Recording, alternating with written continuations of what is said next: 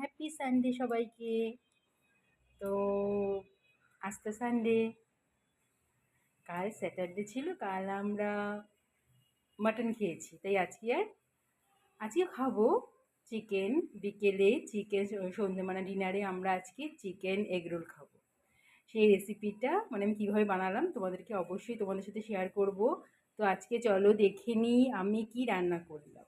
এখনও রান্না বাকি আছে, কমপ্লিট হয়নি। তো দেখো, আমি মুসুরির ডাল করেছি, পেঁয়াজ রসুন আর রাঁধুনি ফোড়ন দিয়ে মুসুরির ডাল করেছি। আজকে সেরকম কিছু করব না, কালকে মাটন খেয়েছি।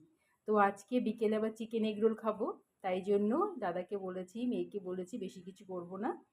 তো দেখো ডাল করেছি, আর এই যে আলু সেদ্ধ দিয়েছি, আলু সেদ্ধ মাখবো, পেঁয়াজ লঙ্কা ভাজা, শুকনো লঙ্কা আমরা খাই না, কাঁচা লঙ্কা দিয়ে করেছি।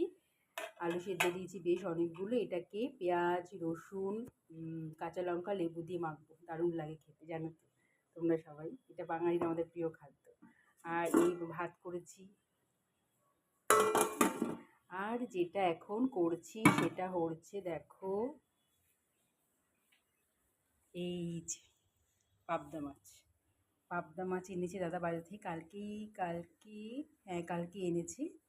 তো কালকে তো বললাম মাটন খেয়েছি, তো আজকে সেজন্য পাবদা মাছের, মেয়ে পাবদা মাছের ঝোল খায় না, মেয়ে ডালের সাথে আলু সিদ্ধ মাখা দুটো পাবদা মাছ ভেজে দেবো, ওর খাওয়া হয়ে যাবে।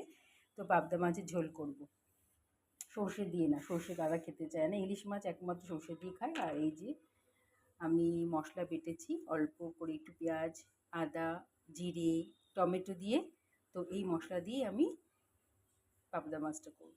তো দেখো